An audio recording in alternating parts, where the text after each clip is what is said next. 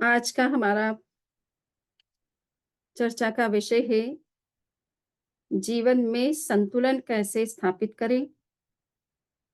हम पिछले कई वक्तव्य से परिग्रह और उससे होने वाली समस्याओं के बारे में चिंतन कर रहे थे और गृहस्थ जीवन में परिग्रह से मुक्त रहना संभव नहीं है। तो उसके लिए हमारे लिए क्या मध्यम मार्ग हो सकता है? इसी बात को आज की चर्चा का के अंतर्गत हम समझने का प्रयास करेंगे। भगवान महावीर ने आचार्य सूत्र में कहा है भोगामेव अनुसोयंती। मनुष्य जो है वो भोगों के बारे में, काम भोगों के बारे में निरंतर चिंतन करता रहता है। हम अपने मन और इंद्रियों के जो विषय हैं, जो हमें प्रिय हैं, जिन्हें हम पाना चाहते हैं, दिन और रात में उन चीज़ों के बारे में, उन विषयों के बारे में, उन वस्तुओं के बारे में, उन पदार्थों के बारे में हमारा निरंतर चिंतन चलता रहता है। हम उसके बारे में प्लानिंग करते रहते हैं, कब क्या करना है, कब कैसे किस चीज़ को पाना है और उसके लिए हमें क्या प्रयास करना है। तो ये सारे एक आम व्यक्ति के चूँकि जीवन से जुड़ी हुई आवश्यकता भी है और उसके लिए उसी को प्रयास भी करने की आवश्यकता है। तो उसे सोचना भी होगा, प्लानिंग भी करनी होगी, किंतु ये देखना है कि ये पदार्थ के बारे में हमारा जो रात और दिन चिंतन चलता है और हम ये सोचते हैं कि इन पदार्थ के बिना हम हमारा काम नहीं चल सकता है, ये बहुत हमारे लिए आवश्यक है और इनको इनके इन प्रकारेण किसी भी तरह से हमें प्राप्त करना ही चाहिए।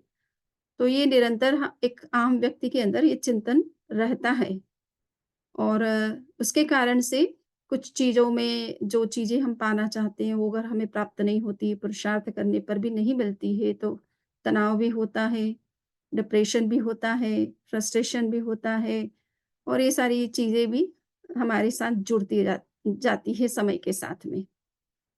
तो मनुष्य जो है वो जब भोगों का चिंतन करता है, उसे अगर वो समय पर प्राप्त हो जाते हैं, जैसा वो चाहता है वैसा मिल जाता है, तो वो खुश हो जाता है और अगर वो उस तरह से प्राप्त नहीं होती है, तो दुखी भी होता है। तो कहा जाता है साइकोलॉजिस्ट भी कहते हैं कि मनुष्य की टेंशन का, दुःख का, तनाव का बहुत बड़ा कारण उसकी अपनी काम वासनाएँ हैं, अपनी इच्छाएँ हैं, भौतिक इच्छाएँ स्पेशली, जिनके कारण से वो दुखी रहता है और भौतिक चीज़ों की प्राप्ति इतनी सहज नहीं है। कभी-कभी उसके लिए बड़ा कष्ट उठाना पड़ता है, रात-दिन लगना पड़ता है, मेहनत करनी पड़ती है। एक जगह काम करने से अगर वो इच्छा पूर्ति नहीं होती, तो कई जगह काम करके व्यक्ति को जो जितना चाहिए, धन चाहिए या जो सुविधाएँ चाहिए, उन्हें जुटाना पड़ता है। तो इसलिए मनुष्य के अंदर जो ये काम वासनाओं की जब तक उपस्थिति रहेगी, तब तक उसके अंदर थोड़ी अधिक मात्रा में स्ट्रेस भी रहता है, तनाव भी रहता है और उन चीज़ों की प्राप्ति होने पर वो सुखी होता है, नहीं होने पर वो दुखी भी बनता है। तो ये जो काम भोग है, इनका निरंतर चिंतन करना अ, और उनके पीछे ही हमारे जीवन का एक तरह से अधिकतम समय लगता है, अधिकतम पुरुषार्थ लगता है। हमारी शक्ति उन चीज़ों की प्राप्ति में जब लगती है और उसी को जब हम जीवन का लक्ष्य मानते हैं, तो ये लगता है कि हमने ये समझ लिया कि पदार्थ हमारी जीवन की बहुत बड़ी आवश्यकता है। तो जैसा मैंने एक बार प्रसंग में भी कहा था कि प्राचीन काल में भी जो है व्यक्ति ऐसा नहीं था कि राजा-महाराजा नहीं थे, उनके पास लग्ज़रीज़ नहीं थी, उनके पास रानियाँ नहीं थी या वो भोग नहीं करते थे। प्राचीन काल में भी ये सब चीज़ें भोग की जो प्रवृत्ति है मनुष्य की वो सदा से ही रही है, चाहे प्राचीन काल हो, चाहे वर्तमान काल हो, चाहे आने वाला समय कहा जाए। तो ये भोग की अभिलाषा या आवश्यकता हम कहें या कुछ न कुछ भौतिक इच्छाएँ, डिज़ायर्स मनुष्य के एक आम व्यक्ति के अंदर रहती ही है। उन इच्छाओं की पूर्ति के लिए वो निरंतर प्रयास करता है, निरंतर चिंतन करता है और ये इन प्रकारेण उसे प्राप्त करने की कोशिश करता है। किंतु प्राचीन युग को आज के युग से कुछ बेटर इस मामले में माना जाता है कि प्राचीन समय में समाज का व्यक्ति के ऊपर काफ़ी नियंत्रण था, विशेष रूप से धर्म का बहुत नियंत्रण था और उसके कारण से व्यक्ति धर्म की प्रेरणा से ये भी सोचता था कि केवल भोग ही हमारे जीवन का लक्ष्य नहीं है। बीच-बीच में हमें उन भोग की एक लिमिट भी करना ज़रूरी है, संयम का जीवन जीना भी ज़रूरी है, धर्म का आचरण करना भी ज़रूरी है, सदाचार को भी जीवन में उतना ही स्थान देना ज़रूरी है और बने वहाँ तक जितना हो सके ईमानदारी से और ऑनेस्टी के साथ हमें काम करना आवश्यक है। हमें गलत तरीकों को काम में लेकर के अपनी इच्छाओं की पूर्ति नहीं करना चाहिए, तो ऐसी सोच काफ़ी कुछ सीमा तक क्लियर थी। तो इसलिए प्राचीन काल में भी भोग की कमी नहीं थी और उस समय तो कहना चाहिए कि राजतंत्र था, राजाओं का राज्य था और बहुत सारी एक ही राजा के पास में बहुत सारी भोग सामग्री होती भी थी। किंतु साथ-साथ में ये चिंतन भी काफ़ी स्पष्ट था और प्राचीन काल में तो अगर आप पुराना इतिहास देखते हैं या इस तरह के ऐतिहासिक सीरियल्स देखते हैं, तो पता चलता है कि राम के राजा बने तो वशिष्ठ उनके गुरु थे, जो कि राजपुरोहित के रूप में उनके दरबार में निरंतर उनकी उपस्थिति रहती थी। कोई भी निर्णय करते थे, तो राजगुरु से पूछ कर के किया जाता था। तो धर्म का राजसत्ता पर भी बहुत नियंत्रण था। तो उसके कारण से मनुष्य जो है बहुत अधिक उच्छृंखल नहीं बनता है, अनलिमिटेड भोग में नहीं जाता है और एक नियंत्रण की भाषा भी उसके दिमाग में रहती है कि मुझे किस सीमा तक क्या चीज़ उपयोग करना है या भोग करना है, तो किस सीमा तक करना है। तो वो एक जो नियंत्रण की जो एक रेखा प्राचीन काल में जिस तरह से लोगों को ज़्यादा जितनी स्पष्ट थी, जो धर्म के संपर्क में भी रहते थे, धर्मगुरु के संपर्क में रहते थे, यद्यपि राज्य करते थे किंतु साथ में राजगुरु से संपर्क रखते थे और उनको एक तरह से अपने दरबार का एक मुख्य अंग बनाते थे। तो राजसत्ता के ऊपर भी धर्म का बहुत बड़ा नियंत्रण था। तो हमें देखना है कि हम जो भी पदार्थ का उपयोग करते हैं, उसमें हम कहाँ क्या सीमा कर सकते हैं, किस रूप में उस अपने अंदर नियंत्रण की शक्ति का विकास कर सकते हैं और उसके लिए हमें किन चीज़ों पर ध्यान देने की आवश्यकता है। तो 3 मुख्य बातें हैं कि जब कभी हम पदार्थ का उपयोग करते हैं, अगर एक सीमा तक करते हैं, वहाँ तक हमारी आवश्यकता है, इसलिए हम करते हैं। और वो उतनी सीमा तक करने से उन चीज़ों का हमारे स्वास्थ्य पर कोई गलत प्रभाव नहीं पड़ता है, हमारे संबंधों पर कोई गलत प्रभाव नहीं पड़ता है और हमारी आध्यात्मिक चेतना के विकास में भी कोई बाधा या अवरोध पैदा नहीं होता है। तो ये 3 चीज़ें हमें क्या है जिस पर हमें ख़ास विचार करने की ज़रूरत है। तो पहला है कि इंटेंसिटी ऑफ अटैचमेंट। हम कोई भी चीज़ का उपयोग कर रहे हैं, प्रयोग कर रहे हैं, उसका बेनिफिट लेना चाहते हैं या उसका उपयोग भोग करना चाहते हैं, कंज़्यूम करना चाहते हैं, तो उसमें ये देखना है कि ये पदार्थ मेरी आवश्यकता है या मेरी आसक्ति के कारण से मैं इसका उपयोग कर रहा हूँ। कहा जाता है पुराने समय में एक राजा थे और उनको आम खाने का बड़ा शौक था। और एक बार जब उनको कुछ ऐसी बीमारी हो गई जिसमें वैद्य ने कहा कि भई आप आम नहीं खा सकते। इवन आम को दूर से भी देखना भी आपके लिए खतरा है। आप उसकी सुगंध भी नहीं ले सकते। तो राजा ने चूँकि आम के बड़े शौकीन थे और बीमारी ऐसी जानलेवा थी कि अगर आम एक भी खाया तो राम नाम सत्य हो सकता था, तो इसलिए राजा भी सोचते थे कि बनीमाँ तक मुझे आम से दूर रहना है। किंतु अपनी आदत होती है, अपना एक टेस्ट होता है किसी चीज़ के प्रति हमारी इतनी ज़्यादा आकर्षण होता है कि उस चीज़ को पाए बिना, उसको खाए बिना हमको लगता है कि कुछ खाया ही नहीं है हमने। तो एक बार वो राजा घूमने गए, सारे आम आस-पास के आम के जो पेड़ थे वो हटा दिए गए कि राजा घूमने निकले कहीं आम उनके नज़र में ना आ जाए। अगर राजा नहीं रहा तो देश भी जो है अनाथ-सा हो जाएगा। और राजा नेचर से बहुत अच्छे हैं, किंतु ठीक है, ये उनकी एक कमज़ोरी है कि आम बहुत उनको पसंद है और वो बहुत आम खाते हैं। तो किसी तरह से मंत्री ने, रानी ने आदेश देकर के आस-पास के आम के वृक्ष हटवा दिए, ताकि राजा को वो दिखे ही नहीं और मन में उनके वो चिंतन ही ना आए कि मुझे आम खाना है। परंतु एक बार राजा घूमने निकले और जब घूमने निकले तो अब शहर से बाहर के जो आम के वृक्ष तो हटा नहीं सकते हैं। दूसरे भी लोग हैं जो आम खाते हैं या जिनका अपना खेती करते हैं। तो एक जंगल में ठहरे, वहाँ पर एक आम का पेड़ था, उस पेड़ को जैसे ही वो राजा विश्राम करना था, थक रहे थे, तो बोले कि इस पेड़ के नीचे ही विश्राम कर लेते हैं। मंत्री ने कहा कि राजन आपका यहाँ ठहरना ठीक नहीं है, अपन कहीं और जगह देखते हैं और आप वहाँ विश्राम कर लेना। किंतु राजा का बहुत आग्रह था कि नहीं मुझे तो यहीं पे करना है, अब मैं आगे नहीं चलूँगा। आम के वृक्ष के नीचे बैठ गए और देखा कि आम बहुत अच्छे हैं, पेड़ पर अच्छे आम लगे हुए हैं, बड़े सुगंध आ रही है, बहुत पके हुए भी हैं, टेस्ट भी बहुत अच्छा इसका होना चाहिए। तो संयोग से एक हवा का झोंका आया, एक आम गिर गया और राजा के आस-पास में ही गिरा, तो राजा ने देखा कि आम तो बहुत ही अच्छा लग रहा है। उठा कर के जैसे उसमें हाथ में लिया, तो मंत्री ने कहा कि देखो राजन, ये आम आपके लिए सही नहीं है। आपका हेल्थ अभी जो है जिस तरह से चल रहा है, उसको अगर ठीक रखना है, तो आम से आपको दूर रहना चाहिए।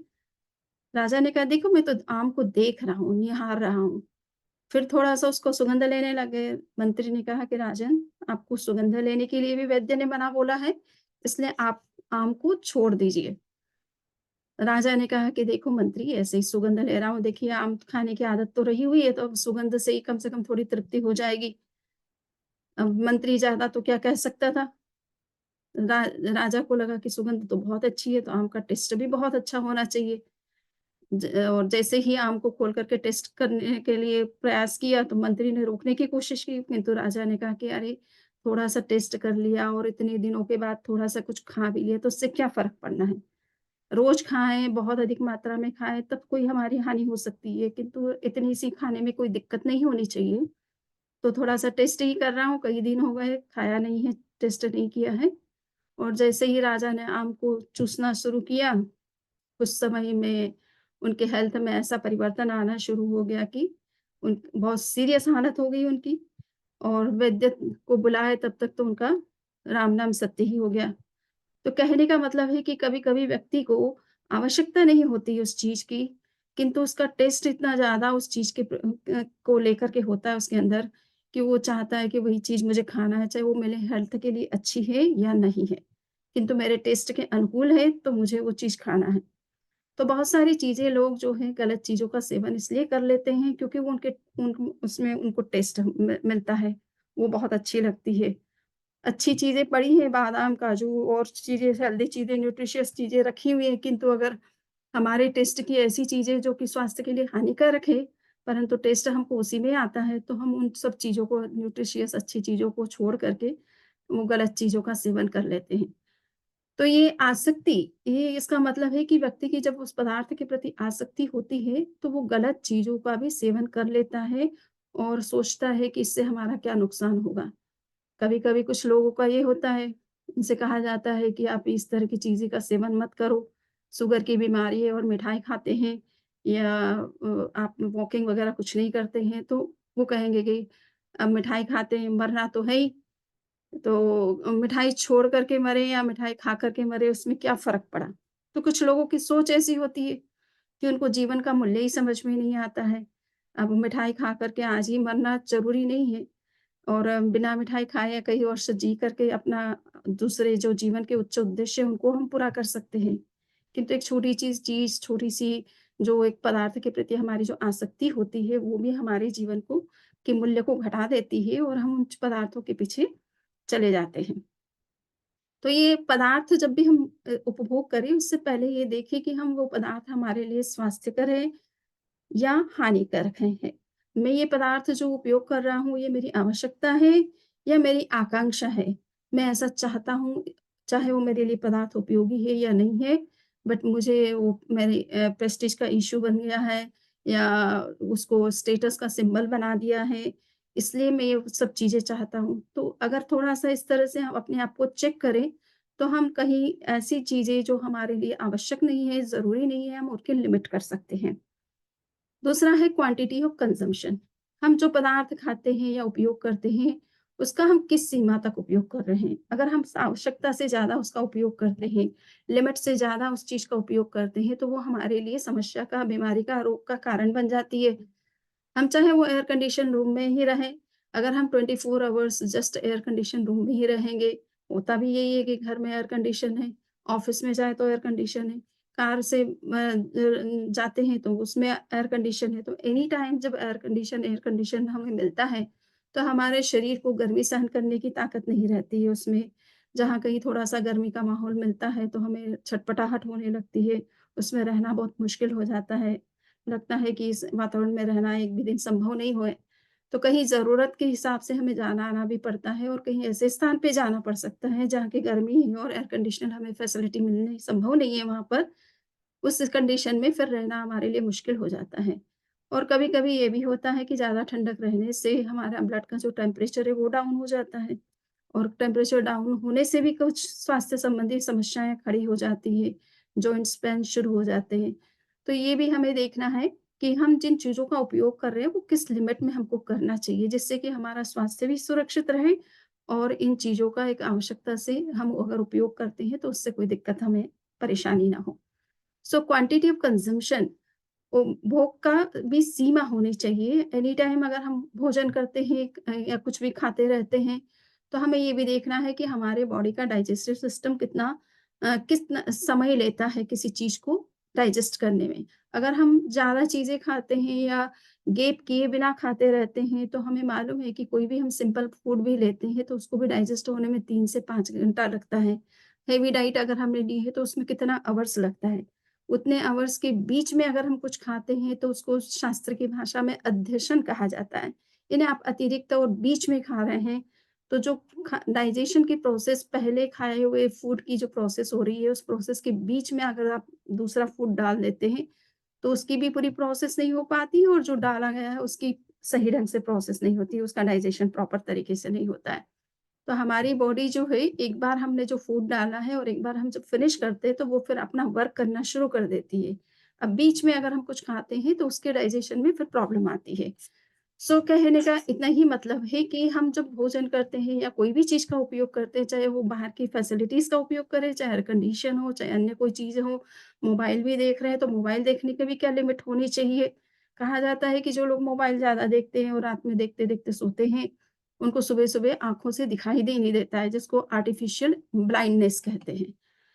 तो ये एक प्रॉब्लम भी सामने आ रही है कि मोबाइल का यूज़ करने से हमारे सुबह आँखों को देखना मुश्किल होता है क्योंकि जब मोबाइल की जो रेज़ होती है वो इतनी तेज़ होती है, उसके रेडिएशन इतने हार्मफुल होते हैं, वो जब आँखों के जैसी कोमल अंगों पर पड़ते हैं, तो उसको निश्चित रूप से हानि पहुँचाते हैं। और आप अभी देखते ही हैं बच्चों को छोटे-छोटे बच्चों को चश्मे आने का बहुत बड़ा कारण यही है कि वो टीवी बहुत ज़्यादा देखते हैं या मोबाइल का बहुत ज़्यादा यूज़ करते हैं, तो उनकी आँखें अभी बचपन में ही वीक हो जाती है। और चश्मे लगने लग जाते हैं। तो हम किसी भी पदार्थ का उपयोग कर रहे हैं तो किस क्वांटिटी में कर रहे हैं, किस लिमिट में कर रहे हैं, कितने समय के लिए कर रहे हैं, क्यों कर रहे हैं, ये थोड़ा हमारे कंसेप्ट क्लियर हो जाए तो हम उन चीज़ों का उपयोग करने में कहीं न कहीं कुछ न कुछ लिमिट फिक्स कर सकते हैं। नेक्स्ट है कि गोल ऑफ अनलिमिटेड कंज़म्पशन हमें ये भी समझना है कि अगर हम बहुत अधिक पदार्थों का उपयोग करते हैं, भोग करते हैं, एन्जॉय करते हैं इधर-उधर जहाँ कहीं हमें लगता है कि हमें एन्जॉय करने का मौका मिल रहा है, तो हम उसमें ज़्यादा इंटरेस्ट लेते हैं। तो हमें ये भी देखना है कि हमारा आखिर गोल क्या है? हम जो भी पदार्थों का उपभोग करते हैं, तो हमारा लक्ष्य क्या है? हम जीवन को किस दिशा में आगे बढ़ाना चाहते हैं? क्यों ऐसा करते हैं? और आगे इसका क्या परिणाम होना है? तो एक पर्पज़ के प्रति जो है दृष्टिकोण हमारा जो है पदार्थ के उपभोग के प्रति क्लियर होना चाहिए, कि पदार्थ हमारे जीवन की आवश्यकता है, ये हमारे जीवन का लक्ष्य नहीं है या आकांक्षा का विषय नहीं है, बल्कि हमारी ज़रूरत है, इसलिए हम पदार्थों का उपयोग करते हैं। तो जब पदार्थ के उपयोग के प्रति हमारा दृष्टिकोण क्लियर हो जाता है, पर्पस क्लियर होता है, तो हम उन पदार्थों का उतना ही उपयोग करते हैं जितना हमारी अपनी आवश्यकता है, ना कि अनलिमिटेड उसका यूज़ करते हैं, कंज़म्पशन करते हैं। वर्तमान में जिस तरह से फैसिलिटीज़ बढ़ती जा रही है, जीवन की सुविधाएँ बढ़ती जा रही है और मनुष्य उनका उपभोग करता चला जा रहा है और जो नई डिवाइसेज़ आती है, उनको लेता चला जाता, खरीदता चला जाता है। वो खरीद रहा है बाज़ार में मार्केट में उसकी प्रोडक्शन हो रही है, परंतु उसके पीछे जो नेचुरल रिसोर्सेज़ यूज़ में आ रहे हैं, वो इतने अनलिमिटेड जब हम यूज़ करेंगे, तो नेचर भी उसको वापस प्रोड्यूस करने में बहुत टाइम लगाती है। और जब वो प्रोड्यूस करने का टाइम उसको जब लगेगा और आने वाली नई जो जनरेशन है, उनके लिए जब वो नेचुरल रिसोर्सेज़ सुरक्षित नहीं रहेंगे, तो उनके लिए बहुत सारी प्रॉब्लम्स क्रिएट होगी। तो हमें ये भी सोचना है कि जस्ट हम ही सब कुछ नहीं हैं, हमारे लिए ही सारा पदार्थ नहीं है। आने वाली पीढ़ियों के लिए भी वो पदार्थ सुरक्षित रहना चाहिए। तो प्राकृतिक संसाधनों का कितना हम उपयोग करें, कितना ना करें, इसका विवेक हमारे अंदर भी विकसित होना चाहिए और केवल अपने बारे में नहीं बल्कि दूसरों के बारे में भी हम थोड़ा सोचने का नज़रिया बनाएँ, तो हम बहुत सारी चीज़ों की लिमिट भी कर सकते हैं। तो ये टाइटल तो इसका मेरे ख़्याल से रॉन्ग हो गया। इसमें ये बात कही गई है कि जब व्यक्ति अनलिमिटेड यूज़ करता है, तो निश्चित रूप से वो अनेक प्रकार की बीमारियों को निमंत्रित भी करता है। चाहे वो पदार्थ के पीछे बहुत अधिक जाता है, भागता है, तो उसके कारण से भी कुछ लोगों को समय से पहले हार्ट फेल हो जाते हैं। क्योंकि जब दिन और रात आप भागते ही रहेंगे और उसी के बारे में चिंतन करते रहेंगे तो ना मस्तिष्क को रेस्ट मिलता है, ना बॉडी ऑर्गन्स को रेस्ट मिलता है, समय से पहले वो जवाब देना शुरू कर देते हैं, कई तरह की प्रॉब्लम्स होनी शुरू हो जाती हैं या फिर पदार्थों का हम जब अनलिमिटेड यूज़ करते हैं तो उससे भी कई तरह की बीमारियाँ होने होने लगती हैं। अगर हम ज़्यादा मीठा खाएँगे तो शुगर की बीमारी होने की संभावना होती है। कुछ डॉक्टर्स का ये भी कहना है कि मिठाई से नहीं, अगर हम श्रम नहीं करते हैं तो उसके कारण से शुगर की प्रॉब्लम्स हो जाती है। लंबे टाइम हम भूखा रह जाते हैं, काम में ही लगे रहते हैं, तो उससे कई तरह की एसिडिटी और अल्सर जैसी प्रॉब्लम्स होने लग जाती है। तो जब हम पदार्थ के बारे में ज़्यादा चिंतन करते हैं या पदार्थ का अनलिमिटेड यूज़ करते हैं, तो वो हमारे शरीर में कई तरह के रोग भी उत्पन्न करता है। न केवल शारीरिक रोगों की उत्पत्ति होती है, बल्कि मानसिक रोग भी उत्पन्न हो जाते हैं और इमोशनल जो है कंट्रोल में भी हमारा लूज़ होता है। कहा जाता है आगमों में कहा गया है कि जितना-जितना हम भोग करते हैं, उतना-उतना हमारे अंदर इमोशनल जो स्टेबिलिटी है, वो कम होती चली जाती है। इवन जो हमारा इम्यून सिस्टम है, वो भी वीक होता चला जाता है। तो ये अनेक तरह के रोगों की उत्पत्ति का कारण जो है, वो अनलिमिटेड भोग बनता है। अगर हम उसको लिमिट में यूज़ करते हैं, हम खाते 7 दिन में से वीक के अंदर 6 दिन अगर हम भोजन लेते हैं, तो 1 दिन अगर हम उपवास करते हैं या एकासन करते हैं, तो बॉडी के अंदर जो टॉक्सिन्स जमा होते हैं प्रतिदिन भोजन करने से, उनको बाहर निकलने का एक अवसर मिल जाता है, अवकाश मिल जाता है, स्कोप मिल जाता है। किंतु हम अगर वो हर दिन ही भोजन करते रहें, किसी दिन उपवास की बात ना सोचें, केवल संवत्सरी को छोड़ कर के अगर हम इस तरह का कोई तप अनुष्ठान नहीं करते हैं, तो शरीर के अंदर टॉक्सिन्स की मात्रा बढ़ती चली जाती है। वही ब्लड में मिक्स होकर के अलग-अलग बॉडी के पार्ट्स में जाकर अलग-अलग रोगों का रूप ले लेती है। तो ये हमें समझना है कि भोग की जो है वो लिमिट है। हमें भोजन करना ये ज़रूरी है कि हमें भोजन हमारे शरीर की आवश्यकता है, किंतु अगर हम प्रतिदिन भोजन करते हैं भूख तो रोज़ ही लगती है और हम रोज़ भी कर सकते हैं, किंतु अगर प्रतिदिन करते हैं तो बॉडी के अंदर जो टॉक्सिन्स जमा होते हैं, हम जो भी भोजन करते हैं उसमें कुछ न कुछ पार्ट वेस्ट पार्ट भी होता है। वो पार्ट पूरी तरह से स्टूल के माध्यम से अगर बाहर नहीं निकलता, यूरिन के माध्यम से बाहर नहीं निकलता है, तो वो बॉडी में एक्यूमुलेट होता रहता है और वही पाइल अप होकर के अलग-अलग पार्ट में जाकर के अलग-अलग बीमारी का रूप भी लेता है। तो ये टॉक्सिन्स जो है उसको बाहर निकालने के लिए इंटरमिटेंट फास्टिंग भी जो है हेल्प करती है। एक आसन भी हेल्प करता है, बिल भी वो हेल्प करता है और उपवास तो निश्चित रूप से करता ही है। आयुर्वेद में तो जो है बॉडी के अंदर जो टॉक्सिन्स जमा है उनको बाहर करने के लिए उपवास को बहुत महत्व दिया जाता है। सो भोग जो है वो अनेक तरह के रोग पैदा कर सकता है। आप चाहे वो लिमिटेड ही खा रहे हैं, फिर भी अगर आप प्रतिदिन ही भोजन करते हैं, तो वो भी हमारे शरीर में रोग के कारण बन सकता है। उसके कारण से भी बॉडी की जो प्रॉपर क्लीनिंग होनी चाहिए, उसके लिए बॉडी को टाइम नहीं मिलता unless you do some fasting और एक आसन और such kind of dietary restrictions. तो ये जो है हमें ये समझना है कि भूख से चाहे लिमिटेड करते हैं किंतु वो भी अगर हम निरंतर करते हैं तो भी कई तरह के रोगों की संभावनाएँ बनती है। तो disease are caused by the imbalance of consumption and non consumption. तो यहाँ पर ये है कि बीमारी का कारण क्या बनता है कि हम केवल खाना जानते हैं किंतु संयम करना नहीं जानते हैं। आचार्य श्री तुलसी ने जब अणुव्रत मूवमेंट को प्रारंभ किया था तो उन्होंने एक बहुत अच्छा स्लोगन दिया था, संयमः खलु जीवनम। संयम ही जीवन है। जितना जितना हम अपने जीवन में संयम करेंगे, नियंत्रण करेंगे अपनी इच्छाओं पर, अपनी भावनाओं पर, उतना उतना हम विकास करेंगे, हम स्वस्थ जीवन जिएंगे, एक क्वालिटी जीवन जिएंगे। किंतु जितना जितना हम भोग करेंगे, उतना उतना हम जो है स्वास्थ्य को सुरक्षित रखना भी हमारे लिए कठिन होगा, प्लस हमारे इमोशनल जो बैलेंस होना चाहिए, कंट्रोल होना चाहिए, उसमें भी कमी आती है। ये संयम खलु जीवनम की जब बात कही गई तो कभी एक किसी व्यक्ति ने कहा कि ये कैसे हो सकता है? भोजन तो जीवन हो सकता है, पानी जीवन हो सकता है, अन्य जो आवश्यकता जीवन की है उनको पूरा करने में से हमारे जीवन को सपोर्ट मिल सकता है। किंतु संयम करने से कैसे जीवन जो है वो अच्छा बन सकता है? तो आचार्य ऋषि ने कहा कि बताओ, अगर तुम्हें भोजन करना है, सुबह से लगाकर शाम तक 24 घंटे या जितने दिन के जितने भी अवर्स हैं, उसमें अगर हम निरंतर भोजन ही करते रहें, कुछ बीच में कोई ब्रेक ना करें, तो आप क्या स्वस्थ रह सकते हैं? आप जिंदा रह सकते हैं? तो खाना आप बीच-बीच में खा रहे हैं, किंतु बीच-बीच में बहुत लंबे समय के लिए गैप भी कर रहे हैं। आप केवल खाने से जीवित नहीं हैं, बल्कि इतना जो बीच में आप लॉन्ग गैप करते हो एक मील के और दूसरे मील के बीच में या ब्रेकफ़ास्ट और मील के बीच में, तो ये जो बीच का गैप है, ये आपको ज़िंदा करके रख रखा है। तो खाना एक लिमिट में उसका संयोग है, किंतु साथ-साथ में आप नॉन कंज़म्पशन भी करते हो, रेस रेस अपने आप को रिस्ट्रिक्ट रखते हो, हर टाइम आप नहीं खाते हो, बीच-बीच में पूरा गैप भी रखते हो, तभी आप जाकर के जीवित रहते हो। तो दोनों का बैलेंस होना ज़रूरी, कंज़म्पशन हो, किंतु साथ-साथ में बीच में ब्रेक भी होना ज़रूरी है।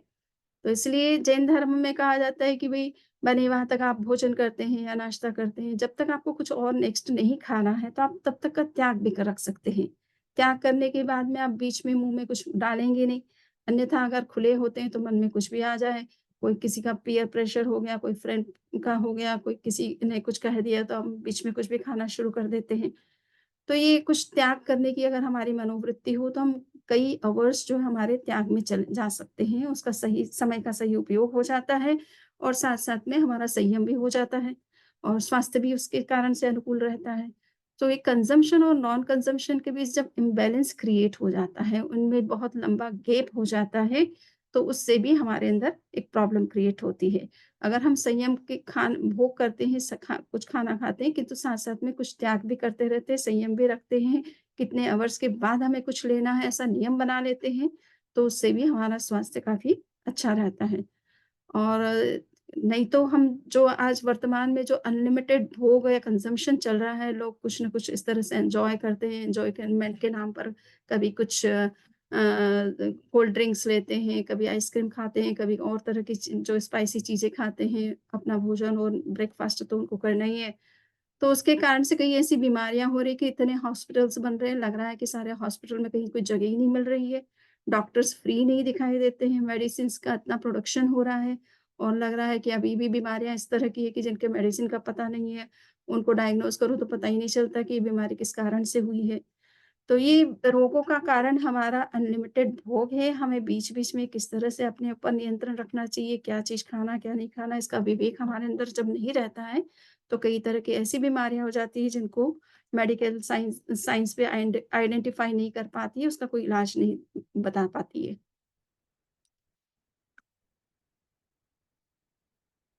तो ये है समझना ये है कि रोग क्यों होते हैं और रोग किसको होते हैं? तो विशेष रूप से ये समझना है कि रोग उसी व्यक्ति को होता है जो रोगी स्वयं रोगी होता है। रोगी होने का मतलब है कि जिसका इम्यून सिस्टम बहुत वीक होता है, कमज़ोर होता है, रेज़िस्टेंस रेज़िस्टेंस पावर जिसमें कम होती है, रोग उसी को पकड़ते हैं। हम जानते हैं कि कैंसर के सेल्स सबकी बॉडी में होते हैं, किंतु सभी को कैंसर नहीं होता है। क्यों नहीं होता है? क्योंकि उसके अंदर रेज़िस्टेंस पावर बहुत स्ट्रॉन्ग है, उसका इम्यूनिटी सिस्टम बहुत स्ट्रॉन्ग है। तो वो अपने आप उन कीटाणुओं को फेस कर सकता है, उनको नलिफ़ाई कर सकता है या उनका अटैक अपने ऊपर नहीं होने देता, हमारे शरीर पर नहीं होने देता है। जिसके अंदर इम्यूनिटी सिस्टम जिसका वीक होता है, जिसमें रेज़िस्टेंस पावर कम होती है, वो व्यक्ति ज़्यादा रोगी बनता है। उस पर कीटाणु या वायरस का ज़्यादा इफ़ेक्ट होता है या जल्दी से जुकाम या खाँसी या जो कुछ भी इस तरह की छोटी-मोटी चीज़ें हैं, वो भी बहुत जल्दी उसको होती है। तो वीक बॉडी वाला व्यक्ति या इम्यून सिस्टम जिसका वीक है, उस व्यक्ति को रोग होते हैं।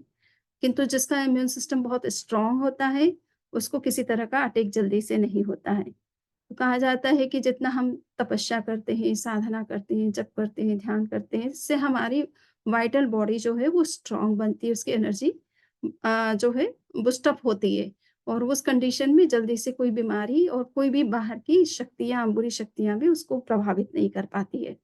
तो आप ये देखिए कि हम किस तरह से संयम या धर्म की या सदाचरण हमारे अंदर की शक्ति को किस तरह से बढ़ाता है, इवन हम अपने इम्यून सिस्टम को कितना स्ट्रॉन्ग बनाता है, उसके लिए हमें और कोई प्रयास करने की ज़रूरत नहीं होती, वैक्सीन लेकर के एंटीबॉडी क्रिएट करने की आवश्यकता नहीं होती है। हमारे अंदर ही ऐसी एंटीबॉडी है, जो अपने आप ही रोगों से लड़ने की क्षमता रखती है। उस शक्ति का विकास हम जितना अपने अंदर संयम का विकास करते हैं, वो शक्ति अपने आप विकसित होती रहती है। It is a hellish being who takes birth in hell, and embodied living being is bound by karmas. तो जैसे कहा गया है कि भई रोगी को ही रोग घेरता है। एक शास्त्रों में आता है कि भई नरक में जन्म कौन लेता है? तो पूछा गया कि मनुष्य जन्म लेता है या तिर्यंच जन्म लेते हैं या देवता जन्म लेता है? तो कहा गया कि जो नरक का नारक है वही नरक में जन्म लेता है। अब ये बात समझ में नहीं आएगी क्योंकि नरक का प्राणी निकल कर के पुनः नरक में जन्म लेता नहीं है। तो ये कहने का शास्त्र का मतलब है कि जिस व्यक्ति का नरक में जन्म होना है, चाहे वो मनुष्य हो, चाहे देव हो, चाहे तिर्यंच हो, उसका अगर नरक में जन्म देवता का भी जन्म सीधा नरक में होता नहीं है। सो मनुष्य और तिर्यंच में से जो भी नरक में जन्म लेने वाला होता है, वो जन्म से लेने से पहले जन्म स्थान पर पहुँचने से पहले ही नरक के रूप में कन्वर्ट होने लग जाता है। उसके कर्म उसको नारक बना देते हैं। अंतराल गति में वो नारक के रूप में ट्रैवल करके वहाँ अपने नेक्स्ट बर्थ प्लेस पर जाकर के जन्म लेता है। मनुष्य जो है वो नरक में जन्म नहीं लेता है, नरक का प्राणी ही नरक में जाकर के जन्म लेता है। इसी तरह मान लीजिए कि कर्म का बंधन होता है, किसको होता है? जो कर्म से बंधा हुआ है उसी को कर्म का बंधन होता है, जो मुक्त है उसको कोई कर्म का बंधन नहीं होता, सिद्ध अनंत है। जिस तरह से संसारी प्राणी अनंत है वैसे सिद्ध भी अनंत है, किंतु वो कर्मों से मुक्त हैं, कर्म के परमाणु उनके आस-पास में भी है, किंतु वो उन पर अटैक नहीं करते हैं। कर्म से कौन बंधता है? जो कर्मों से बंधा हुआ है, वो प्राणी ही कर्म का बंधन करता है। तो उसी तरह से बीमार वो होता है जो पहले से रोगी है। रोगी होने का मतलब जिसका रेज़िस्टेंस पावर वीक है, जिसका इम्यूनिटी सिस्टम वीक है या जिसकी लाइफ़स्टाइल अनहेल्दी है, वही व्यक्ति जल्दी से रोगी बनता है। तो ये हमें समझना है इन सब चीज़ों से कि ये रोग के कारण हमारे अपने ही गलत लाइफ़स्टाइल है, हमारा असंयमपूर्ण जीवन शैली है। अगर हम जीवन में थोड़ा संयम, त्याग, उपवास आदि तप को अपनाते हैं, तो हम अपने आप को शारीरिक दृष्टि से स्वस्थ बनाते हैं और मूलतः हमारा उद्देश्य अपना आध्यात्मिक स्वास्थ्य है। आत्मा अगर स्वस्थ है, तो शरीर तो अपने आप स्वस्थ हो जाता है। उसके लिए हमें कुछ प्रयास करने की आवश्यकता नहीं होती है। तो मूल मैसेज ये है कि हमारे लाइफ में बैलेंस होना चाहिए, भोग और उपभोग का बैलेंस होना चाहिए। पदार्थ का हम उपयोग भले करें, क्योंकि ये संभव नहीं है कि बिना पदार्थ के न तो साधु रहता है, न श्रावक रहता है। श्रावक की अपनी आवश्यकता जो है अपने परिवार और अपनी ज़िम्मेदारियों के हिसाब से हो सकती है और उसके लिए वो सब चीज़ें बहुत इम्पोर्टेंट होती हैं। और साधु भी जो है वो भी भोजन तो करता ही है, मकान में वो भी रहता है, वस्त्र वो भी धारण करता है, अन्य चीज़ों का उपयोग वो भी करता है। किंतु उसके साथ-साथ में उसका दृष्टिकोण स्पष्ट रहता है कि मैं इन चीज़ों का उपयोग अपने स्वास्थ्य के लिए, अपनी साधना के लिए करता हूँ, ना कि मैं अपने टेस्ट के लिए, आसक्ति के लिए या संग्रह के लिए करता हूँ। या उसका अपना एटीट्यूड जो है पदार्थ के उपभोग के प्रति बिल्कुल स्पष्ट रहता है। मैंने प्रसंगवश पहले भी ये स्टोरी सुनाई होगी कि जिस तरह से एक बार राजा को पता चला कि एक सन्यासी कुटिया में रहते हैं। उनके प्रवचन जब उनको बहुत अच्छे लगे तो उन्होंने अपने महल में आमंत्रित किया कि कुछ दिन आप महल में रह कर के मुझे प्रवचन दीजिए ताकि मैं भी जीवन के इन उच्च लक्ष्यों को, उच्च मूल्यों को समझ पाऊँ। और वो गए, रहे भी सही महल में, काफ़ी दिन रहे। राजा को लगा कि अब सन्यासी को तो महल ही अच्छा लग रहा है लगता है, कुटिया में जाने की कभी कोई बात नहीं करते हैं। तो एक दिन वो उन्होंने कहा कि चलिए आप घूमने चलते हैं और देखते हैं कि बाहर का भी थोड़ा-सा वातावरण देख लेते हैं कैसा घूमने ठंडी हवाएँ जो नेचुरल हवाएँ हैं, वो भी हमारे स्वास्थ्य के लिए बहुत ज़रूरी है। हम चाहे कितनी लग्ज़रीज़ में रहें, आखिर नेचर नेचर होता है। नेचर से जो एनर्जी मिलती है वो आर्टिफ़िशियल लाइफ़ और एनवायरनमेंट में हमें वो चीज़ें नहीं मिलती है। तो सन्यासी उनके साथ चल दिए घूमने के लिए और फिर जैसे ही नज़दीक में आए अपनी कुटिया के, राजा से कहा कि मुझे अब अपनी साधना करना है। आपके यहाँ बहुत समय हो गया मुझे और इतना जो उपदेश दिया अब तुम एक ही बात को अपना लोगे तो भी कल्याण हो जाएगा। अब इससे ज़्यादा उपदेश तुम्हें ज़रूरत नहीं है और ज़रूरत होगी तो फिर आ जाएँगे। तो राजा ने पूछा कि क्या बात है? आपको महल की सुविधाएँ जो हैं वो आकर्षित नहीं किया आपको? आप ये नहीं चाहेंगे कि आप हमेशा वहाँ रहें मेरे पास में या उन सुविधाओं का उपभोग करें? तो साधु ने कहा कि देखिए यही तो तुम्हारे और हमारे में अंतर है। तुम भी महल में रहते हो, महल की सुविधाओं का उपभोग तुम जैसे करते हो वैसे मैंने भी किया है। किंतु महल या उपभोग हमारे दिमाग में नहीं रहता, हम उनके प्रति आकर्षित नहीं होते। हम आवश्यकता से उन चीज़ों का उपयोग करते हैं और जब इच्छा होती है हम उसे छोड़ सकते हैं। किंतु तुम लोग केवल उपयोग ही नहीं करते हो, तुम उनके प्रति आसक्त भी रहते हो। निरंतर तुम्हारा उनके प्रति अटैचमेंट बना रहता है, उसको छोड़ कर के तुम जीने की कल्पना भी नहीं करते हो। इसलिए हमारे और तुम्हारे में इस बात को लेकर के अंतर है। चीज़ों का उपयोग हम और तुम दोनों ही करते हैं, किंतु दृष्टिकोण जब तक हमारा जो है वो क्लियर नहीं होता है, तो पदार्थ ही हमारे लिए रोग का और समस्या और दुःख का कारण भी बन जाता है और सुख और सुविधा का कारण भी बन जाता है। सो हमें यही समझना है कि पदार्थ का हम जब भी उपयोग करें, उन उपयोग में हम 2 बातों का विशेष ध्यान रखें कि हम पदार्थों को आसक्ति से नहीं, आवश्यकता से उपयोग करें और एक लिमिट जितनी ज़रूरत है उतना ही करें। ये 2 बातें भी अगर हमारी लाइफ में आ जाती है, तो हम पदार्थ से उत्पन्न होने वाली जो समस्याएँ हैं, उन समस्याओं से बहुत हद तक बच सकते हैं। एक बात जो यहाँ पर विशेष रूप से हमें समझना है कि भगवान महावीर ने कहा सुहट्टिलालप्पमाणे सयेन दुःखेन मूढ़े विपर्यास मुएति। यानी कभी-कभी व्यक्ति जो है वो इतना मूढ़ होता है, मूर्छित होता है, विवेक का उसमें इतना अभाव होता है, पदार्थ के प्रति उसकी इतनी आसक्ति होती है कि वो लक्ष्य तो पदार्थ को इसलिए पाने का बनाता है कि उससे उसको सुख प्राप्त होगा। किंतु उसकी अपनी आसक्ति, उसका अपना राग, द्वेष या गलत आचरण उसको सुख नहीं देने की अपेक्षा दुःख देने लग जाता है।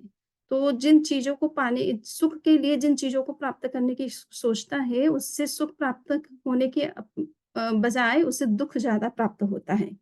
कभी-कभी व्यक्ति चाहता है कि हमारे संतान हो और संतान कभी-कभी ऐसी होती है, मेंटली रिटायर्ड होती है या हैंडीकैप्ड होती है या कोई इस तरह के हेल्थ इश्यूज़ होते हैं, तो बच्चा तो है और हो भी गया, एक बार के लिए खुशी होती है, किंतु जब बच्चे में इस तरह की चीज़ें देखते हैं, तो दुखी भी हो जाते हैं।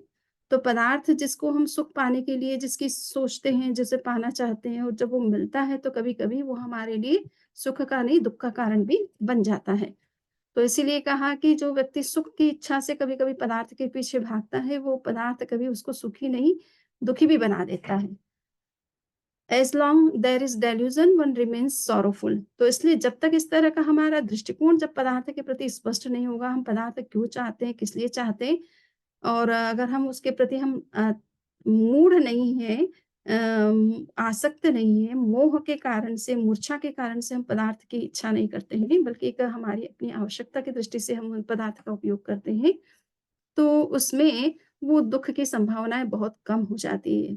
फिर वो पदार्थ मिलता है तो अच्छी बात है, नहीं भी मिलता है तो वो दुखी नहीं बनता है। और हमारे अपने अंदर का जो है उस पदार्थ के प्रति जो अटैचमेंट है एक्चुअल में वही हमको दुखी बनाता है। पदार्थ कभी-कभी रहता है, नहीं भी रहता है, उससे व्यक्ति दुखी-सुखी नहीं बनता है। किंतु हमारे अंदर की उसके प्रति जो आसक्ति है, वो हमें दुखी बनाती है। एक मकान किसी ने बनाया और उस मकान को फिर किसी वास्तु को वाले व्यक्ति को दिखाया तो पता चला कि वास्तु की दृष्टि से वो सही नहीं है, मकान तो बहुत सुंदर बनाया, बहुत अच्छी उसकी जो है इंटीरियर जो है अंदर और बाहर का बहुत ही अच्छा बनवाया। बट मकान वास्तु की दृष्टि से जब सही नहीं होता है, तो व्यक्ति चाहे कितना भी अच्छा दिखने में मकान हो, उसमें रहना नहीं पसंद करता है, सोचा कि किसी को बेच दिया जाए। और अपने पुत्रों से कह दिया कि मकान कोई भी खरीदना चाहे तो तुम उनसे बात कर सकते हो।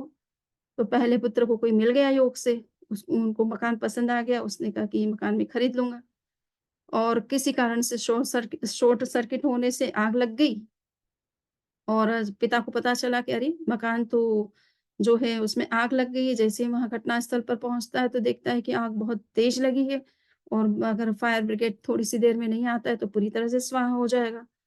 तो देखता-देखता बड़ा दुखी होने लग गया।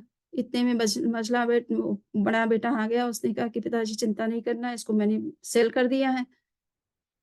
किंतु थोड़ी देर में तब सेठ बिल्कुल शांत हो गए, सोचे कि चलो अपनी संपत्ति नहीं है, जिसकी है उसको चिंता करना है, वो दुखी बनेगा और चुप हो गए। किंतु मझला बेटा आया, उसने कहा कि पिताजी अभी सूचना मिली है, उस व्यक्ति को भी पता चल गया कि आग लग गई है। उसने कहा कि मैंने रजिस्ट्री के पेपर बनवा रहा था, किंतु अब मुझे नहीं खरीदना है क्योंकि मकान ही जब आग लग गई तो उसका मैं क्या करूँगा? और फिर वो जब देखा तब तक तो मकान बिल्कुल स्वाहा ही हो गया समझ लीजिए, बचाने की संभावना ही कम रह गई, तो वो फिर आँखों में से आँसू बहने लग गए। तो घटना एक है, मकान पहले भी जल रहा था, जब मकान के बारे में ये पता चला कि वो सेल कर दिया गया तब भी जल रहा था और लास्ट में भी जल ही रहा था। किंतु पहले जब ये लगा कि ये मकान मेरा है तो दुखी बन गए और जब लगा कि ये किसी और का है तो हम बिल्कुल शांत हो जाते हैं, हमारा दुःख गायब हो जाता है। तो मूल कहने का मतलब है कि हमारे भीतर जो पदार्थ के प्रति आसक्ति है, वही हमें सुखी या दुखी बनाती है। पदार्थ के होने या नहीं होने से हम सुखी-दुखी ज़्यादा नहीं बनते हैं। बहुत सारे लोग हैं, उनके पास बहुत कम संसाधन है, जस्ट 2 जून की वो रोटी खाते हैं, किंतु बड़े खुश रहते हैं। उनको कोई दिक्कत नहीं होती है। थोड़ा-सा उनको सैलरी मिलती है, उसी में वो सैटिस्फाइड है कि उनकी आवश्यकता जो इतनी है, वो पूरी हो रही है अच्छे से, उनको ज़्यादा चाहिए ही नहीं। उनको अगर कोई देता है, तो उनको ज़रूरत ही नहीं उस चीज़ की। तो ऐसे भी दुनिया में कई लोग आपको मिल जाएँगे, जो बड़े संतुष्ट होते हैं, ज़्यादा उनको कोई तरह की लालसा नहीं है, कोई अपेक्षा नहीं है, किसी तरह का आकर्षण नहीं है, बस ज़रूरत जीवन की है, उस हिसाब से वो चीज़ों का उपयोग करते हैं।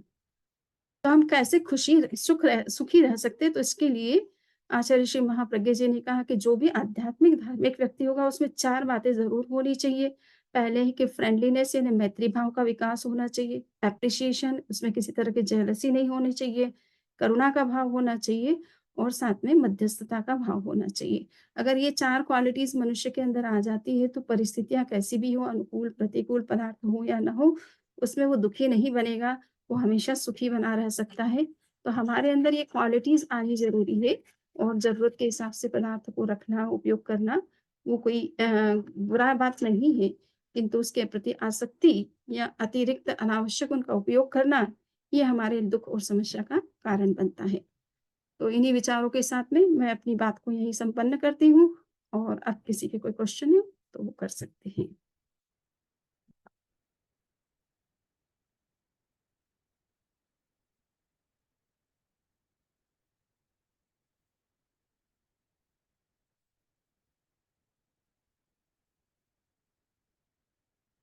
हाँ, तो अभी सभी अनम्यूट है मेरे ख़्याल से, अगर कोई प्रश्न है तो आप ज़रूर कर सकते हैं।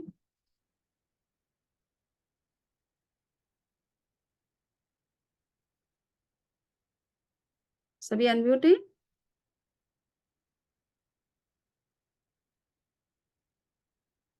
नहीं है? अच्छा,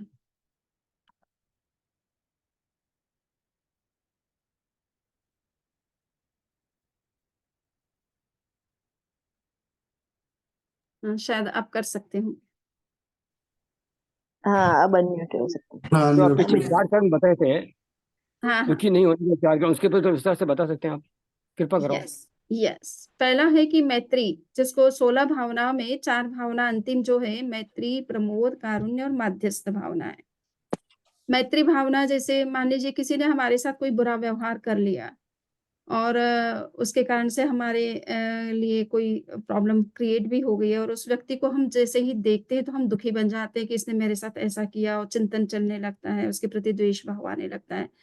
तो हम बहुत शांत बैठे थे किंतु वही व्यक्ति हमारे सामने जब आ जाता है तो हमारी शांति जो है वो गायब हो जाती है। हम एक बार के लिए कुछ दिमाग में उस समय नहीं चल रहा था किंतु कुछ न कुछ चीज़ें हमारे दिमाग में आने लगती है। तो हमारा माइंड डिस्टर्ब होने लग जाता है।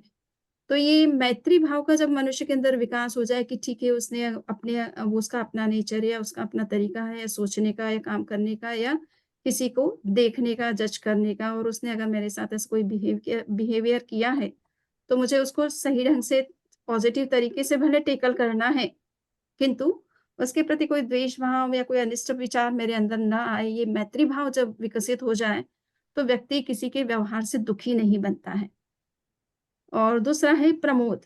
प्रमोद यानी कभी-कभी हमारे पास में जो चाहिए हमें नहीं है, किंतु पड़ोसी के पास में है या अपने आस-पास के संबंधियों के पास में है।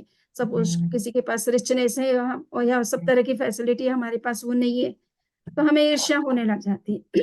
ईर्ष्या से मनुष्य दुखी बनता है। पदार्थ उसके पास में है तो वो कोई वो जो है 24 घंटे कोई पैसे की फाकी नहीं मारता, वो भी 2 ही रोटी खाता है और वही 2 सब्ज़ी खाता है जो आप खाते हैं। परंतु पदार्थ मेरे पास नहीं है, उसके पास है, इस बात को लेकर के हम दुखी बन जाते हैं या मेरे पास नहीं है, इस बात का चिंतन हमारे अंदर जब हावी होने लग जाता है, तो वो हमें दुखी बनाता है। तो ये अगर हमारा चिंतन स्पष्ट हो जाए कि सामने वाले ने अपनी क्वालिटी है उसके अंदर या इस तरह का हुनर है या उसका अपना भाग्य है, उसका अपना पुरुषार्थ है, उसके कारण से उसे कुछ मिलता है, तो ज्वेलसी से कभी-कभी मनुष्य दुखी बन जाता है और दूसरों के प्रति बहुत बार कुछ ऐसी बातें सुनते भी हैं कि वो किसी का जादू-टोने कोई करवा देता है, उसका उसका बिज़नेस सामने वाले का ठप हो जाता है। तो ऐसी जो जेलसी की भावना है उसके कारण से मनुष्य दुखी बनता है। किसी के पास है और मेरे पास नहीं है इस बात से भी मनुष्य दुखी बनता है। तो अगर हमारे अंदर एप्रिसिएशन का भाव आ जाए कि उसके पास कोई क्वालिटी है, उसके पास कोई हुनर है, उसका अपना सौभाग्य है, उसका अपना पुण्य है और उसका अपना पुरुषार्थ है, तो हम दुखी नहीं बनेंगे इन सब बातों को सोच कर के। तीसरा है जो करुणा, यानी व्यक्ति जो क्रूर होता है वो दुखी होता है। जब क्रूरता का मतलब है आप कहा जाता है कि असाथ वेदिनी कर्म का बंध कैसे होता है? मनुष्य के शरीर में रोग क्यों होते हैं? असाथ वेदिनी कर्म बंध के कारण से होते हैं। तो असाथ वेदिनी कर्म का बंध कैसे होता है कि प्राण, भूत, जीव और सत्व को कष्ट पहुँचाने से होता है। अगर हम किसी व्यक्ति को, किसी प्राणी को अनावश्यक कोई कष्ट ना दें और कष्ट की भावना से उसको उसका उपयोग ना करें या उसके साथ कोई गलत हम व्यवहार ना करें, तो हमें दुखी बनने का कोई कारण नहीं बनता है जल्दी से, है ना? असाथ वेदिनी कर्म का बंध नहीं होता है, रोग नहीं होते हैं, व्यक्ति जल्दी से दुखी नहीं बनता है, सुख-दुःख जो है वो वेदिनी कर्म के प्रभाव से होते हैं। तो हम किसी को वेदना, किसी को कष्ट अगर हम ना दें, हमारे सब प्राणी मात्र के प्रति करुणा का भाव रहे, दया का परिणाम रहे, किसी के दुःख को देख कर के उसको हेल्प करने की भले बात सोचे किंतु उसको अपने से लोअर समझना या उसका मज़ाक करना या उसको हीन समझना या उसको रिस्पेक्ट नहीं करना, ये भाव अगर हमारे अंदर ना आए, तो हम सुखी रह सकते हैं। हमारे अंदर करुणा से व्यक्ति सुखी बनता है, क्रूरता से या दूसरे को इन्फीरियर अपने आप को सुपीरियर समझने से वो अशुभ कर्मों का बंधन करता है, सामने वाला हर्ट होता है उससे। नेक्स्ट जो है वो मध्यस्थ भावना। मध्यस्थ भावना के मतलब है तटस्थ रहना, जहाँ भी राग-द्वेष के प्रसंग हो सपोज़ मान लीजिए मकान जल भी रहा है, परंतु बचाने का हम प्रयास ज़रूर कर सकते हैं। उसके लिए जो भी उचित उपाय हैं वो कर सकते हैं। किंतु सपोज़ किसी कारण से वो चीज़ों को बचाना हमारे लिए संभव ना भी हो। इस कभी-कभी नेचुरल कैलेमिटीज़ ऐसी होती है कि जिसमें हमारा जीवन को बचाना भी मुश्किल हो जाता है, तो संपत्ति, प्रॉपर्टी को बचाना तो कहाँ संभव होता है। किंतु उसमें दुखी होने की बात नहीं है। उसमें भी अगर हम समता भाव रख सकें कि ठीक है, अब ये तो प्रकृति की चीज़ें हैं, प्राकृतिक आपदाओं पर किसका नियंत्रण चलता है। और एक बार आचार्य श्री तुलसी जब थे दिल्ली में और उस समय चाइना का और इंडिया का युद्ध हुआ था, 1962 की शायद मेरे ख़्याल से कहानी है। अ, और उसमें कई लोगों जो चाइना में बसे हुए थे, उनको अपना घर, परिवार, संपत्ति घर स्पेशली और संपत्ति छोड़ कर के, बिज़नेस छोड़ कर के इंडिया माइग्रेट करना पड़ा था। तो बड़े दुखी हो गए थे। गुरुदेव तुलसी उस समय दिल्ली में ही विराजमान थे। लोग वहाँ पर उनके दर्शन किए और कहा कि गुरुदेव हमारे साथ बड़ी जो है त्रासदी हो गई है, हम बड़े दुखी हैं इस बात को लेकर के हमारा सब कुछ छूट गया है। तो गुरुदेव क्या बोले कि देखो हमारा भी सब कुछ छूट गया पर हम तो सुखी हैं, तुम दुखी क्यों हो रहे हो? हमने भी सब सब कुछ अपनी इच्छा से छोड़ा हो भले, परंतु छूटा तो हमारा भी है सब कुछ, पर हम तो दुखी नहीं हुए, तुम इतने दुखी क्यों हो रहे हो? उन्होंने अपना हाथ में का जो उनका कर्चीफ था, हाथ का जो रुमाल था, कपड़ा था, उसको पकड़ कर के कहा, "देखो ये एक छोर को मैंने पकड़ रखा है, इसका दूसरा छोर फिर क्या है? यदि तुम किसी परिग्रह से, पदार्थ से अगर जुड़े रहोगे, अटैच्ड रहोगे, तो दुःख भी तुम्हारे साथ जुड़ा रहेगा। इसलिए अटैचमेंट मत रखो, ठीक है? कुछ परिस्थितियाँ ऐसी होती पॉलिटिकल कारणों से भी इस तरह की परिस्थितियाँ मनुष्य के सामने क्रिएट हो जाती है और प्राकृतिक कारणों से भी हो सकती है और कोई अपेक्षा से भी हो सकती है। कोई व्यक्ति कोई किसी का दुश्मन बन जाए तो वो भी ऐसा कर सकता है।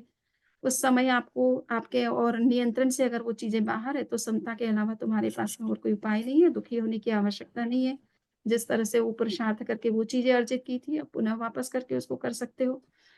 तो कहने का इतना ही मतलब है कि मैत्री, प्रमोद, कारुण्य, माध्यस्थ इन 4 भावनाओं का जब मनुष्य के अंदर विकास होने लगता है, तो दुःख जो है उससे काफ़ी दूर रहें। वंदना में कई दफा ये रेस्पॉन्सिबिलिटी वर्ड एक ऐसा है जिसको लेकर हम थोड़े से असमंजस में पड़ जाते हैं क्योंकि हमारी एक जिम्मेदारी भी है परिवार के प्रति। बिल्कुल। देखिए इसलिए मैंने ये कहा मैं कई बार इसलिए प्रसंगवश कहती ही रहती हूँ कि देखिए आवश्यकता और आकांक्षा में थोड़ा-सा अंतर करना अपने को सीखना ज़रूरी है। थोड़ी-सी फाइन लाइन होती है दोनों के बीच में कि कौन-सी चीज़ आवश्यकता है और कौन-सी आकांक्षा है, यानी कौन-सी ज़रूरी है और कौन-सी नहीं है। जो ज़रूरी है, जो आपकी ज़िम्मेदारी है, जो आपका जो आपकी मोरल रिस्पॉन्सिबिलिटी है, वो उसको तो आवश्यक समझना है। उसको जो है उस परिग्रह के दृष्टि से नहीं देखना है। परंतु जो अनावश्यक है, उसमें कहाँ क्या आप लिमिट कर सकते हैं, ये आपको सोचना है। तो ये भगवान महावीर ने जो समझ लिए कि ये 14 जो नियम बनाए गए हैं, 12 अनुव्रत की जीवन शैली, जैन जीवन शैली के जिन सूत्रों का निर्णय मतलब वो किया गया है, फिक्स किए गए हैं, वो अगर उतने से नियमों को हम फ़ॉलो करने लग जाएँ, तो काफ़ी कुछ हमारी जीवन जो है बड़ी बैलेंस्ड हो जाता है, बड़ा संयमित हो जाता है। और जो ज़रूरत है उसकी तो मनाही नहीं है, इसीलिए तो शावक जीवन है। वो अगर साधु बन जाए, सब कुछ छोड़ दे तो फिर वो शावक ही किस बात में सेंस में है वो। फिर वो साधु ही तमनी बन। जी, हाँ, हाँ, चलिए। तमनी जी, एक हाँ, क्वेश्चन बोलिए। पूछूं क्या? हाँ, हाँ, पूछिए, पूछिए। जैसे कि मेरा लड़का और बहू घर छोड़ के चले गए हैं, अलग रहने लगे हैं, तो हाँ, अपन ने उनको पाल पोस इतना बड़ा किया, तो वो मतलब हमेशा रोता रहता है और उनकी हमेशा याद आती रहती है कि उन्होंने ऐसा क्यों किया करके।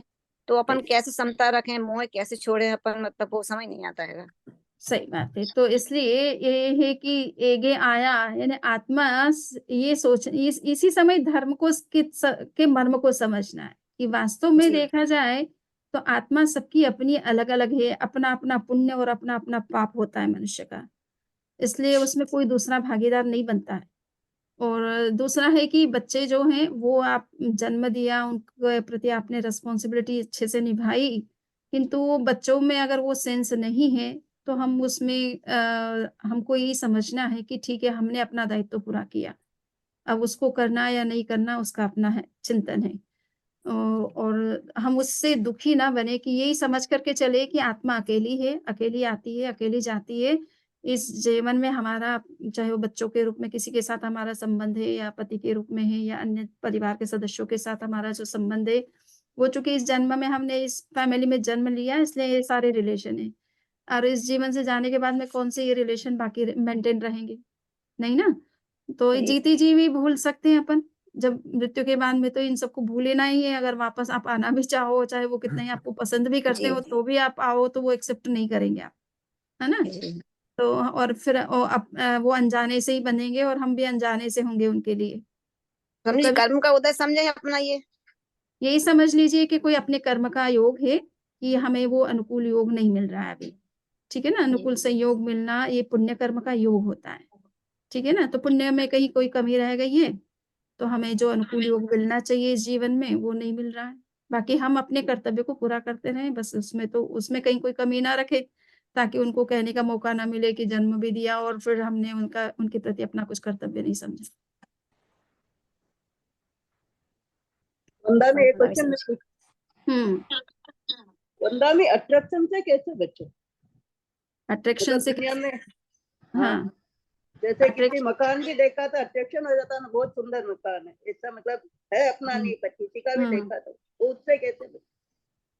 तो यही सोचना है कि हम अगर अट्रैक्शन करेंगे, सपोज़ कभी-कभी आप मैंने एक बार प्रसंगवश बताया था कि जैसे देवता होते हैं, परंतु उनके जो आभूषण होते हैं ना देवता के रूप में, वो जिन आभूषणों को धारण करते हैं, जो भी डायमंड पहनते हैं या सोना या जो भी ज्वेलरी वो यूज़ करते हैं वहाँ पर स्वर्ग में रहते हुए, कभी-कभी उनका उनमें आकर्षण हो जाता है, इसलिए उनका जन्म पृथ्वी तत्व में हो जाता है। समझ में आया ना? तो ये समझ कर के चलिए कि पता नहीं हमारे इन परिणाम, वो चीज़ अगर आपको पाना नहीं है या आप उसको कोई अपने बना वैसा मकान आप बनाने वाले नहीं हैं, तो ज़्यादा अट्रैक्ट होकर के या उस तरह के परिणाम करके, और वही अगर कभी हमारा लाइफ़ का नेक्स्ट डेस्टिनेशन का मूवमेंट अगर हो, तो कभी-कभी हमारी गति उन पदार्थों में, उन तत्वों में हो जाती है। तो इसलिए सावधान रहना ज़रूरी है कि हमें, ठीक है, पदार्थ को देखना अच्छा है तो अच्छा है, उसमें कोई बात नहीं है।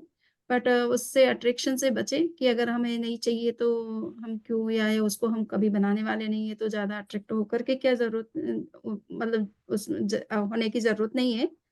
ठीक है? उन चीज़ों को आप देख सकते हैं, देखने में कोई दिक्कत नहीं है। अच्छी है तो अच्छी लग रही है वो अपने को। वरना में साथ में अगर नीचे वाले को भी देखें तो शायद हमारा ये आकर्षण खत्म हो जाएगा। वो भी वो तो सही बात है। नीचे वालों को देखने का उसमें तो ये है कि हम उसको या तो पाना चाहते हैं, तब तो कोई बात है ना नीचे को देखने वाले का। कभी-कभी क्या है चीज़ें आकर्षित करती है ना, बहुत अच्छी लगती है, उनका हमारे उनके प्रति हमारा अट्रैक्शन होता है। तो वो अट्रैक्शन की कभी-कभी हमारी अधोगति का कारण बन जाता है। मतलब एप्रिसिएशन और अट्रैक्शन जो 2 अलग वर्ड हैं। यस, एप्रिसिएशन होता है कि क्वालिटी का एप्रिसिएशन किया जाता है ना, कि उसके अंदर हाँ। ऐसी किसी मनुष्य के अंदर अच्छी क्वालिटीज़ है, तो वो गुणों का हम एप्रिसिएशन करते हैं, गुणों का, है ना? और एक पदार्थ के प्रति अट्रैक्शन होता है, अरे ये बहुत अच्छा ये जो डायमंड है या ये बहुत अच्छा गोल्ड का ऑर्नामेंट है।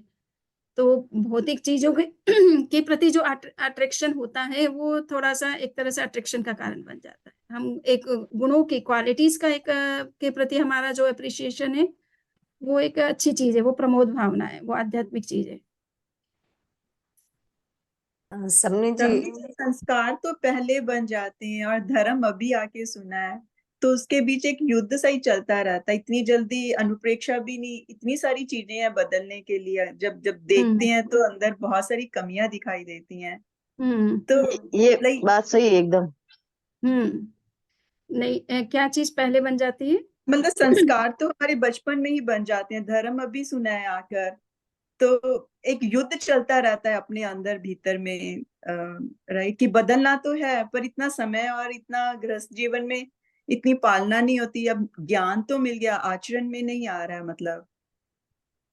वो बात सही है। देखिए, जब भी ज्ञान मिले तभी से उसको किस तरह से किस लिमिट में अपन अप्लाई कर सकते हैं। एक साथ तो सारा का सारा हम नहीं फॉलो करना शुरू करें, बट जहाँ से भी शुरू कर सकते हैं, शुरुआत तो वहाँ से करें, है ना? जिस लिमिट में कर सकते हैं, जी। वहाँ से उतनी इस मात्रा में करना शुरू करें। संस्कार तो हमारे अनंत जन्मों के हमारे अंदर है, उन चीज़ों के प्रति आकर्षण, है ना? अट्रैक्शन, उन चीज़ों की चाह जो है, वो एक जन्म से नहीं, कई जन्मों से हमारे अंदर चली आ रही है। तो वो तो हमारे अंदर का एक हमारी कॉन्शियसनेस का एक तरह से पार्ट जैसा बन गया है, हमारे अस्तित्व का पार्ट जैसा बन गया है, बट हम उसको डिलीट भी कर सकते हैं ना, हम ही ने वो इच्छाएँ क्रिएट की है या उस तरह की चीज़ों की कामनाएँ हमारे अंदर वासनाएँ जो है वो हमारे द्वारा ही क्रिएट की गई है। सो अब हम कुछ ऐसा पुरुषार्थ भी तो कर सकते हैं जिससे कि उन पर हम विजय कर सकते हैं, है ना? उनको कम कर सकते हैं, लिमिट कर सकते हैं। तो तो वो समझे क्या है पर ये समझना है कि चीज़ एक छोटा-सा एक रूल ही ले, वो रूल भी आपको पूरा लास्ट तक जो है वो पहुँचाने में समर्थ है। पर हम शुरुआत वहीं से करें जो उसको हम पालन कर सकते हैं और जिस लिमिट में कर सकते हैं। कितनी सबने जी मांग लेख सुनाइए। चलिए मंगल पाठ सुनिए। चत्तारि मंगलम अर्हन्ता मंगलम, सिद्धा मंगलम साहु मंगलम केवली पन्नतो धम्मो मंगलम। चत्तारि लघुत्तमा अर्हन्ता लघुत्तमा सिद्धा लघुत्तमा साहु लघुत्तमा केवली पन्नतो धम्मो लघुत्तमो। चत्तारि शरणं पवज्जामि अर्हन्ति शरणं पवज्जामि सिद्धि शरणं पवज्जामि साहु शरणं पवज्जामि केवली पन्नतं धम्मं शरणं पवज्जामि। सामायिक कित्तिग्योस्मि समझी जी, कित्तिग्योस्मि। वंदामि नमः स्वामी। वंदामि नमः वंदामि मनसा वंदामि नमः वंदामि नमः स्वामी समृद्धि। वंदामि नमः स्वामी हाँ। समृद्धि। वंदामि नमः स्वामी समृद्धि। वंदामि नमः स्वामी स्वामी थैंक यू स्वामी जी वंदामि नमः स्वामी हाँ साहब जसवंत वंदामि नमः स्वामी समृद्धि। हाँ वंदामि नमः स्वामी। पेश भाई यस शर्मिला जी वंदना में जब मेरी बारंबार वंदना करते आगे शिक्षा। क्या कह रहे हैं? ठीक है वंदना में एक क्वेश्चन और है, पूछूं क्या? हाँ तो अब जिनको लीव करना कर लें। बताइए आपका क्वेश्चन क्या है? ये 12 भावना चिताने से भी कर्मों का कुछ क्षय होता है क्या? डेली चिताने कुछ क्या बहुत क्षय होता है। 12 भावनाएं यही है। अब वो जैसे कहा ना कि भाई बच्चे अपना सपोर्ट नहीं करते हैं तो एक एकत्व भावना है कि भाई मैं अकेला हूँ, दूसरे के साथ तो हमारा टेम्परेरी रिलेशन होता है। अब वो रिलेशन अच्छा है, वर्क करे अपने अनुकूल तो ठीक है, नहीं तो ठीक है। तो ये सारी चीजें तो टेम्परेरी है, ये परमानेंट नहीं है। मेरा अपना अस्तित्व ही परमानेंट है। तो ऐसे एकत्व भावना का चिंतन करने से व्यक्ति दुखी नहीं बनता है किसी भी परिस्थिति में, उसको सहयोग किसी का मिले या सपोर्ट मिले या ना मिले, वो अकेले में अपने आप में समर्थ बन जाता है। फिर आप अकेला उतर है। वंदामि मेरा एक क्वेश्चन है, हाँ जैसे आप 12 भावना की जब बात करते हैं तो आप लोगों के मुंह से सुनते हैं ना तब तो ऐसा लगता है कि बहुत अच्छा लग रहा है, लेकिन जब हम बुक से पढ़ते हैं तो हमको वो फीलिंग नहीं आती है। तो कोई बात नहीं, तो हमारे वो फीलिंग नहीं आती ना, इसलिए हमको पढ़ने की इच्छा नहीं होती। अब आप बोलते हो तो ऐसा लगता है बस सुनते ही रहे, बहुत अच्छा है, अब हमको ऐसी भावना कोई करनी बात चाहिए। नहीं। और वो डिटेल्स, बरोबर हाँ बरोबर बताए उन्होंने, आंटी ने वो जिसने बोला बरोबर है, वंदा में एकदम हाँ करेक्ट हाँ, नहीं वो बात सही है, परंतु जब सुनते हो तभी आप सुन करके ही करो उसको फॉलो, जरूरी नहीं आप पढ़े हो उसको। पर अब हाँ। डेली कैसे भाएंगे? अब अकेला हूँ करते हैं, लेकिन है ना, अकेला हूँ वो मतलब फीलिंग आती नहीं है। स्वामी जी ये का चारित्र की प्रभावना है। ये सोच पर वरना में इसका प्रभाव बहुत होता है, क्योंकि मेरे को मालूम है जब मैं यहाँ से यूएस छोड़ के गई थी, मतलब छोड़ना पड़ा था मेरे को, और पूरा घर वगैरह सब मेरा यहीं छूट गया था, एक भी सामान हम लोग लेके नहीं जा पाए थे। पर क्या पता संयोग से है ना, 1 महीने पहले किसी ने मेरे को बोला था कि ये रोज पढ़ना, कि जिस जिसका संयोग होता है उसका वियोग होता है। अब वो किस कारण से बोला, किसने बोला, आई डोंट रिमेम्बर। ये पर तो ये है कि उन समझ सबके जाने के बाद मुझे इतना दुख नहीं हुआ था। हाँ, इतना दुख कोई समझ नहीं बोला होगा, वंदा में नहीं बोला होगा, पर ये वो सब छूट गए तो भी दुख नहीं हुआ। यही अनित्य अनुप्रेक्षा करवाते तो उसमें यही स्लोगन देते हैं कि भाई जिन चीजों का संयोग हो रहा है उनका वियोग निश्चित होना है। चलो जीव मृत्यु के बाद उन चीजों का संबंध हमारे से छूटता है, कभी कभी जीते जी उन चीजों का संबंध छूट जाता है। बस यही समझ थोड़ा एक्सेप्ट करने की मानसिकता बनाना जरूरी है बस। तो ये चीजें बहुत बड़ी काम करती है। इसलिए नमी एकाकी भलो दोई मिलिया दुख हो, ये कहानी आपको मालूम है नमी राजर्षि की, है ना। चूड़िया जब टकराती है तो आवाज करती है, तो रानियों से कहा कि भाई ये क्या बात है, इतनी आवाज होती है, तो मेरा तो सिर दर्द हो रहा है, ऐसे ही बुखार हो रहा है इतना तेज। तो रानियों ने चूड़िया एक एक कर दी और बाकी सुहाग के नाम से एक एक चूड़ी रखी, बाकी सारी चूड़ियां निकाल दी। जब आवाज नहीं आई तो राजा ने कहा अरे क्या बात है, रानियां चंदन घिसना बंद कर दिया क्या? तो बोले नहीं घिस तो रही है। तो फिर बोले आवाज कैसे चली गई? तो बोले अब एक एक चूड़ी रखी है, अधिक चूड़ियां नहीं है अब उनके पे हाथों में, इसलिए वो टकराती नहीं है, तो आवाज नहीं हो रही है। तब उनसे उनको उनको प्रतिबोध होगा, उसको कहते हैं प्रत्येक बुद्ध होना, है ना। कोई घटना से उनकी चेतना जाग गई कि अरे अकेले में जो सुख है वो दो में कभी नहीं होता है ना। अकेला व्यक्ति अपने तरीके से अच्छे से जी सकता है, अपने तरीके से जिए। दो के साथ रहना होता है तो उसके हिसाब से रहना पड़ता है, उसके साथ समय सामंजस्य करना पड़ता है, उसके सुख दुख में सहायक बनना पड़ता है, वो चाहे जैसे चलना भी पड़ता है कभी कभी। सो वो कहते हैं कि और अकेले फिर में सुख है वो दुख दो में तो कभी है ही नहीं, चाहे वो बच्चे हो न बहू हो न चाहे कोई बंदा हो। परंतु वंदा में दो में तो फिर अकेले एडजस्टमेंट अकेले रहने की जो मानसिकता है वो बनाना जरूरी है। वंदा में आपके खूब खूब हाँ, आभारी। ओके ठीक है ठीक बंदा हमेशा वंदा में है। मत वंदा में